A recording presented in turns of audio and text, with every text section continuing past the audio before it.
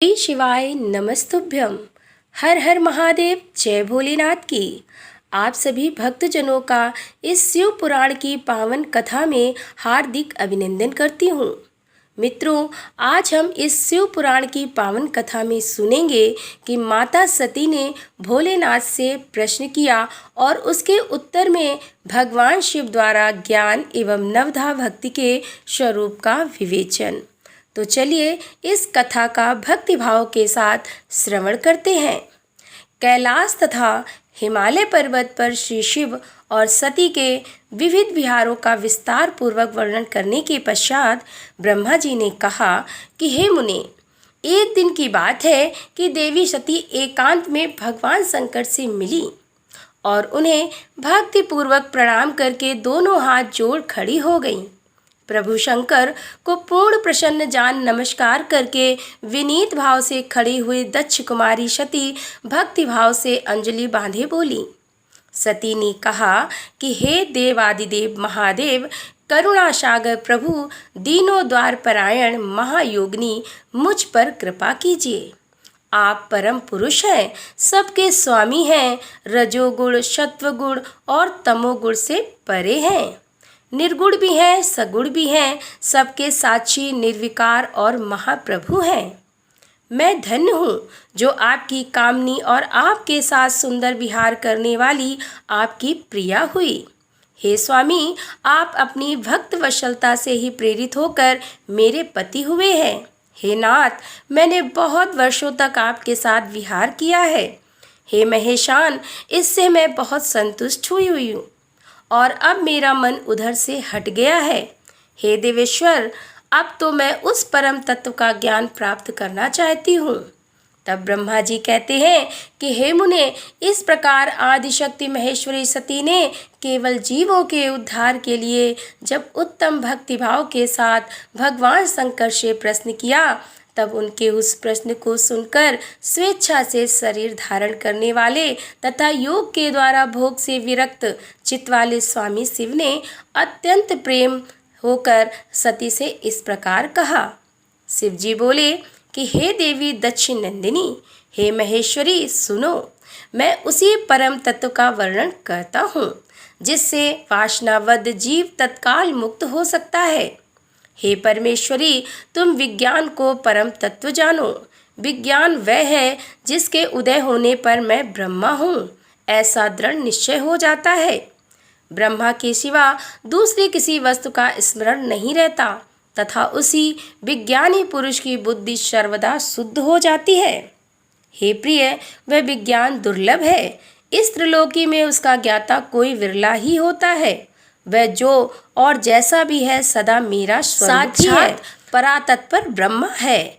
उस विज्ञान की माता है मेरी भक्ति, जो भोग और मोक्ष रूप फल प्रदान करने वाली है। वह मेरी कृपा से सुलभ होती है। भक्ति 9 प्रकार की बताई गई है। सती, भक्ति और ज्ञान में कोई भेद नहीं है। भक्त और ज्ञानी दोनों को ही सदा सुख प्राप्त होता है। जो भक्ति का विरोधी है उसे ज्ञान की प्राप्ति नहीं होती। हे देवी, मैं सदा भक्त के अधीन रहता हूँ और भक्ति के प्रभाव से जातहीन नीच मनुष्यों के घर में भी चला जाता हूँ। इसमें संचय नहीं है।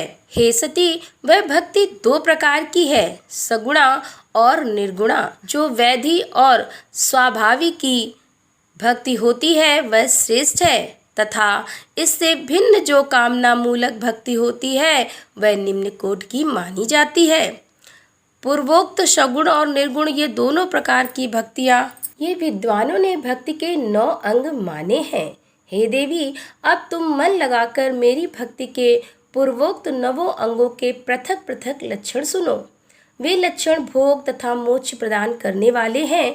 जो स्थिर आसन से बैठकर तन मन आदि से मेरी कथा कीर्तन आदि का नित्य सम्मान करता हुआ प्रसन्नता पूर्वक अपने श्रवण पुटों से उसके अमृतोपन रस का पान करता है, उसके इस साधन को श्रवण कहते हैं। जो हृदयाकाश के द्वारा मेरे दिव्य जन्म कर्मों का चिंतन करता हुआ प्रेम से वाणी द्वारा उनका उच्च स्वर से उच्चारण करता है, उसके इस भजन साधन को कीर्तन कहते हैं। हे देवी, मुझ नित्य महेश्वर को सदा और सर्वत्र व्यापक जानकर जो संसार में निरंतर निर्भय रहता है, उसी को स्मरण कहा गया है। अरुणोदय से लेकर हर समय सेव्य की अनुकूलता का ध्यान रखते हुए हृदय और इंद्रियों से जो निरंतर सेवा की जाती है, वही सेवन नामक भक्ति है। अपने को प्रभु का किंकर समझकर हृदय अमृत के भोग से स्वामी का सदा प्रिय संपादन करना दास्य कहा गया है। अपने धन वैभव के अनुसार शास्त्रीय विधि से मुख्य परमात्मा को सदा पाठ आदि 16 उपचारों का जो समर्पण करना है, उसे अर्चन कहते हैं। मन से ध्यान और वाणी से वंदनात्मक मंत्रों से उच्चारण पूर्वक 8 अंगों से भूतल का स्पर्श करते हुए जो इष्ट देव को नमस्कार किया जाता है, उसे वंदन कहते हैं। ईश्वर मंगल या अमंगल जो कुछ भी करता है, वह सब मेरे मंगल के लिए ही है, ऐसा दृढ़ विश्वास रखना संख्य भक्ति का लक्षण है।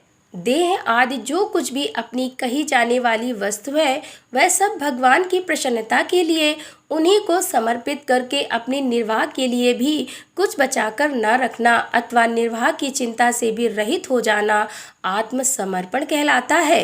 ये मेरी भक्ति के 9 अंग हैं, जो भोग और मोक्ष प्रदान करने वाले हैं। इनसे ज्ञान का प्राकट्य होता है तथा ये सब साधन मुझे अत्यंत प्रिय हैं। मेरी भक्ति के बहुत से उपांग भी कहे गए हैं, जैसे बिल्व आदि का सेवन आदि। इनको विचार से समझ लेना चाहिए। हे प्रिय, इस प्रकार मेरी सांगोपांग भक्ति सबसे उत्तम है। वह ज्ञान वैराग्य की जननी है और मुक्ति इसकी दासी है। यह सदा सब साधनों से ऊपर विराजमान है। इसके द्वारा संपूर्ण कर्मों के फल की प्राप्ति होती है। यह भक्ति मुझे सदा तुम्हारे समान ही प्रिय है। जिसके चित्त में नित्य निरंतर यह भक्ति निवास करती है, वह साधन मुझे अत्यंत प्यारा है। हे देवेश्वरी, तीनों लोकों और चारों युगों में भक्ति के समान दूसरा कोई सुखदायक मार्ग नहीं है। कलयुग में तो यह विशेष सुखद एवं सुविधाजनक है। हे देवी, कलयुग में प्राह ज्ञान और वैराग के कोई ग्राहक नहीं है, इसीलिए वे दोनों वृद्ध उत्साहशून्य और जर्जर हो गए हैं। परंतु भक्त कलयुग में तथा अन्य सब युगों में भी प्रत्यक्ष फल देने वाली है। भक्ति के प्रभाव से मैं सदा उसके वश में रहता हूँ, इसमें संचय नहीं है। संसार में जो भक्तिमान पुरुष है, उसकी मैं सदा सहायता करता हूँ, उसके सारे विघ्नों को दूर हटाता हूँ। उस भक्त का जो शत्रु होता है, वह मेरे लिए दंडनीय है, इसमें भी संचय नहीं है। हे देवी, मैं अपने भक्तों का रक्षक हूँ।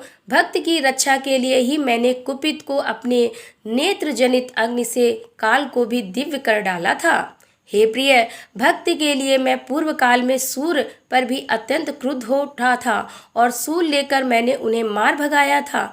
हे देवी, भक्त के लिए मैंने सैन्य सहित रावण को भी क्रोधपूर्वक त्याग दिया और उसके प्रति कोई पक्षपात नहीं किया। हे सती देवेश्वरी, बहुत कहने से क्या लाभ, मैं सदा ही भक्त के अधीन रहता हूँ और भक्ति करने वाले पुरुष के अत्यंत वश में हो जाता हूँ। तब ब्रह्मा जी कहते हैं कि नारद, इस प्रकार भक्त का महत्व सुनकर दक्ष कन्या सती को बड़ा हर्ष हुआ।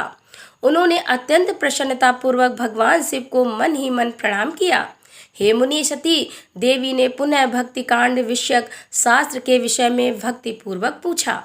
उन्होंने जिज्ञासा की कि जो लोक में सुखदायक तथा जीवों के उद्धार के साधनों का प्रतिपादक है, वह शास्त्र कौन सा है। उन्होंने यंत्र मंत्र शास्त्र, उसके महात्म्य तथा अन्य जीवोद्धारक धर्मम्य साधनों के विषय में विशेष रूप से जानने की इच्छा प्रकट की। सती के इस प्रश्न को सुनकर शंकर जी के मन में बड़ी प्रसन्नता हुई। उन्होंने जीवों के उद्धार के लिए सब शास्त्रों का प्रेम पूर्वक वर्णन किया। हे महेश्वर ने पांचों अंगों सहित तंत्र शास्त्र, यंत्र शास्त्र तथा भिन्न भिन्न देवेश्वर की महिमा का वर्णन किया। हे मुनीश्वर, इतिहास कथा सहित उन देवताओं के भक्तों की महिमा का, वर्णाश्रम धर्मों का तथा राज धर्मों का भी निरूपण किया।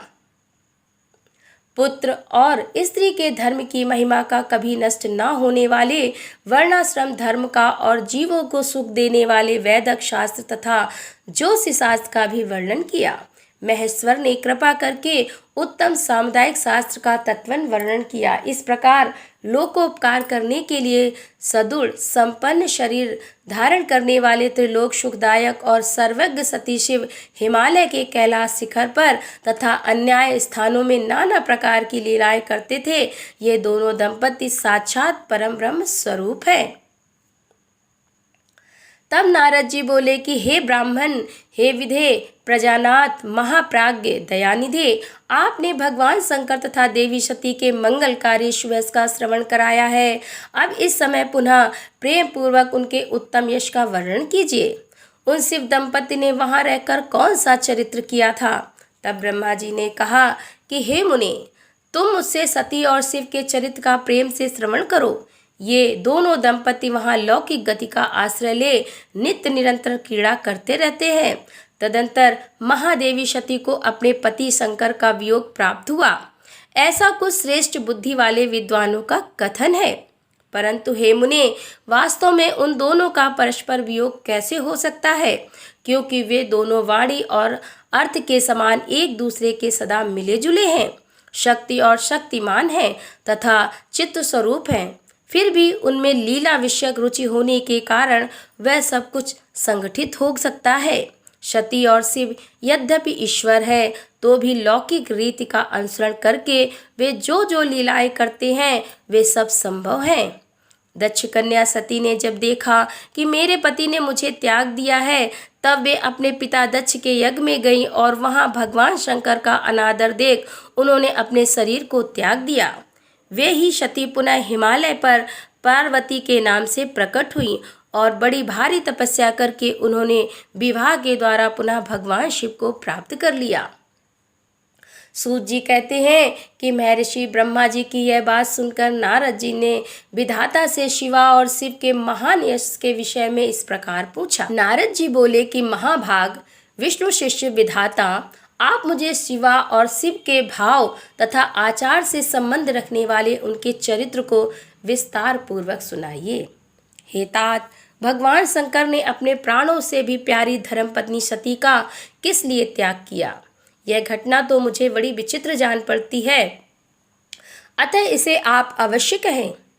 आपके पुत्र दक्ष के यज्ञ में भगवान शिव का अनादर कैसे हुआ और वहां पिता के यज्ञ में जाकर सती ने अपने शरीर का त्याग किस प्रकार किया? उसके बाद वहां क्या हुआ? भगवान महेश्वर ने क्या किया? ये सब बातें मुझसे कहिए। इन्हें सुनने के लिए मेरे मन में बड़ी श्रद्धा है। तब ब्रह्मा जी ने कहा कि मेरे पुत्रों में श्रेष्ठ महाप्राज्ञातात नारद, तुम महर्षियों के साथ बड़े प्रेम से भगवान चंद्रमौली का यह चरित्र सुनो। श्री विष्णु आदि देवताओं से सेवित परम ब्रह्म परमेश्वर को नमस्कार करके मैं उनके महान अद्भुत चरित्र का वर्णन आरंभ करता हूँ। हे मुने, यह सब भगवान शिव की लीला ही है। वे प्रभु अनेक प्रकार की लीला करने वाले स्वतंत्र और निर्विकार हैं। देवी सती भी वैसी ही है, अन्यथा वैसा कर्म करने से कौन समर्थ हो सकता है? परमेश्वर शिव ही परम ब्रह्म परमात्मा है। एक समय की बात है कि तीनों लोकों में विचरने वाले लीला विशारद भगवान रुद्र सती के साथ बैल पर आरूढ़ हो इस भूतल पर भ्रमण कर रहे थे। घूमते घूमते वे दंडकारक में आए। वहां उन्होंने लक्ष्मण सहित भगवान श्री राम को देखा, जो रावण द्वारा छल पूर्वक हरी गई अपनी प्यारी पत्नी सीता की खोज कर रहे थे। सीते ऐसा उच्च स्वर से पुकारते, जहां तहां देखते और बार बार रोते थे। उनके मन में विरह का आवेश छा गया। शूरवंश में उत्पन्न वीर भूपाल दशरथ नंदन भरत ग्रज श्री राम आनंद रहित हो लक्ष्मण के साथ वन में भ्रमण कर रहे थे और उनकी कांति फीकी पड़ गई थी। उस समय उदार चेता पूर्ण काम भगवान शंकर ने बड़ी प्रसन्नता के साथ उन्हें प्रणाम किया और जय जयकार करके वे दूसरी ओर चल दिए। भक्तवत्सल शंकर ने उस वन में श्री राम के सामने अपने को प्रकट नहीं किया। भगवान शिव की मोह में डालने वाली ऐसी लीला देख सती को बड़ा विस्मय हुआ। वे उनकी माया से मोहित हो उनसे इस प्रकार बोली। सती ने कहा कि हे देवादिदेव सर्वेश परम ब्रह्म परमेश्वर, ब्रह्मा विष्णु आदि सब देवता आपकी ही सदा सेवा करते हैं। आप ही सबके द्वारा प्रणाम करने योग्य हैं। सबको आपका ही सर्वदा सेवन और ध्यान करना चाहिए। वेदांत शास्त्र के द्वारा यत्न पूर्वक जानने योग्य निर्विकार परम प्रभु आप ही हैं। हे नाथ, ये दोनों पुरुष कौन है? इनकी आकृति विरह व्यथा से व्याकुल दिखाई देती है। ये दोनों धनुर्धर वीर वन में विचरते हुए क्लेश के भागी और दीन हो रहे हैं। इनमें से जो ज्येष्ठ है उसकी अग्निकांति नील कमल के समान श्याम है। उसे देखकर किस कारण से आप आनंद विभोर हो उठे थे? आपका चित्त क्यों अत्यंत प्रसन्न हो गया था? आप इस समय भक्त के समान विनम्र क्यों हो गए? हे स्वामी कल्याणकारी शिवा, आप मेरे संचय को सुने। हे प्रभु शिव स्वामी, अपने सेवक को प्रणाम करे, यह उचित नहीं जान पड़ता। तब ब्रह्मा जी कहते हैं कि नारद, कल्याणमयी परमेश्वरी आदिशक्ति सती देवी ने शिव की माया के वशीभूत होकर उस भगवान शिव से इस प्रकार प्रश्न किया। तब सती की वह बात सुनकर लीला विशारद परमेश्वर शंकर हंसकर उनसे इस प्रकार बोले। परमेश्वर ने कहा कि हे देवी सुनो, मैं प्रसन्नतापूर्वक यथार्थ बात कहता हूँ, इसमें छल नहीं है। वरदान के प्रभाव से ही मैंने इन्हें आदर पूर्वक प्रणाम किया है। हे प्रिय, ये दोनों भाई वीरों द्वारा सम्मानित हैं। इनके नाम श्री राम और लक्ष्मण। इनका प्राकट्य सूर्यवंश में हुआ है। ये दोनों राजा दशरथ के विद्वान पुत्र हैं। इनमें जो गोरे रंग के छोटे बंधु हैं वे साक्षात शेष के अंश हैं। उनका नाम लक्ष्मण है। इनके बड़े भैया का नाम श्री राम है। इनके रूप में भगवान विष्णु ने ही अपने संपूर्ण अंश से प्रकट हुए हैं। उपद्रव इनसे दूर ही नहीं रहते। हे साधु, पुरुषों की रक्षा और हम लोगों के कल्याण के लिए इस पृथ्वी पर अवतरण हुए हैं। ऐसा कहकर सृष्टिकर्ता भगवान शंभु चुप हो गए और भगवान शिव की ऐसी बात सुनकर भी सती के मन को इस पर विश्वास नहीं हुआ। क्यों ना हो, भगवान शिव की माया बड़ी प्रबल है। वह संपूर्ण त्रिलोकी को मुंह में डाल देने वाली है। सती के मन में मेरी बात पर विश्वास नहीं है, यह जानकर लीला विशारद प्रभु सनातन शंभु बोले। शिव ने कहा कि हे देवी, मेरी बात सुनो। यदि तुम्हारे मन में मेरे कथन पर विश्वास नहीं है तो तुम वहां जाकर अपनी ही बुद्धि से श्री राम की परीक्षा कर लो। प्यारी सती, जिस प्रकार तुम्हारा मोह या भ्रम नष्ट हो जाए वह करो। तुम वहां जाकर परीक्षा करो, तब तक मैं इस बरगद के नीचे खड़ा हूँ।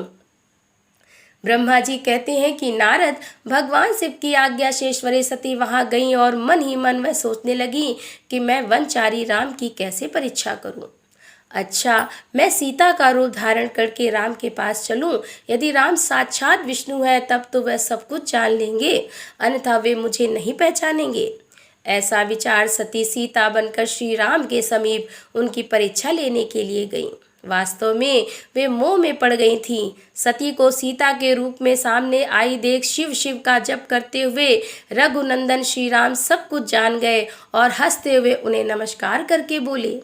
श्री राम ने पूछा कि सती जी, आपको नमस्कार है। आप प्रेम पूर्वक बताएं, भगवान शंभु कहाँ गए हैं? आप पति के बिना अकेले ही इस वन में क्या कर रही हैं? हे देवी, आपने अपना रूप त्याग कर किस लिए यह नूतन रूप धारण किया है? मुझ पर कृपा करके इसका कारण बताइए। तब श्री रामचंद्र जी की यह बात सुनकर सती उस समय आश्चर्यचकित हो गईं। वे शिव जी की कही हुई बात का स्मरण करके और उसे यथार्थ समझकर बहुत लज्जित हुईं। श्री राम को साक्षात विष्णु जान अपने रूप को प्रकट करके मन ही मन भगवान शिव के चरण बिंदु का चिंतन कर प्रसन्न चित्त हुई सती उनसे इस तरह बोली। हे रघुनंदन, स्वतंत्र परमेश्वर भगवान शिव मेरे तथा अपने पार्षदों के साथ पृथ्वी पर भ्रमण करते हुए इस वन में आ गए थे। यहाँ उन्होंने सीता की खोज में लगे हुए लक्ष्मण सहित तुमको देखा। उस समय सीता के लिए तुम्हारे मन में बड़ा क्लेश था और तुम विरह शोक से पीड़ित दिखाई देते थे। उस अवस्था में तुम्हें प्रणाम करके वे चले गए और उस वट वृक्ष के नीचे अभी भी खड़े ही हैं। भगवान शिव बड़े आनंद के साथ तुम्हारे वैष्णव रूप की उत्कृष्ट महिमा का गान कर रहे थे। यद्यपि उन्होंने तुम्हें चतुर्भुज विष्णु के रूप में नहीं देखा तो भी तुम्हारा दर्शन करते ही वे आनंद विभोर हो गए। इस निर्मल रूप की ओर देखते हुए उन्हें बड़ा आनंद प्राप्त हुआ। इस विषय में मेरे पूछने पर भगवान शंभु ने जो बात कही उसे सुनकर मेरे मन में भ्रम उत्पन्न हो गया। अतः राघवेंद्र, मैंने उनकी आज्ञा लेकर तुम्हारी परीक्षा की है। श्री राम, अब मुझे ज्ञात हो गया है कि तुम साक्षात विष्णु हो। तुम्हारी सारी प्रभुता मैंने अपनी आंखों से देख ली। अब मेरा संचय दूर हो गया तो भी महामते तुम मेरी बात सुनो। मेरे सामने यह सच सच बताओ कि तुम भगवान शिव के भी वंदनी कैसे हो गए। मेरे मन में यही एक संदेह है, इसे निकाल दो और शीघ्र ही मुझे पूर्ण शांति प्रदान करो। सती का यह वचन सुनकर श्री राम के नेत्र प्रफुल्ल कमल के समान खिल उठे और उन्होंने मन ही मन अपने प्रभु भगवान शिव का स्मरण किया। इससे उनके हृदय में प्रेम की बाढ़ आ गई। हे मुनि, आज्ञा ना होने के कारण वे सती के साथ भगवान शिव के निकट नहीं गए तथा मन ही मन उनकी महिमा का वर्णन करके श्री रघुनाथ जी ने सती जी से कहना प्रारंभ किया। तो दोस्तों, यहाँ पर शिव पुराण की पावन कथा का समापन करते हुए इसके आगे की कथा हम आपके सामने फिर लेकर उपस्थित होंगे। तब तक के लिए हर हर महादेव, जय भोलेनाथ की।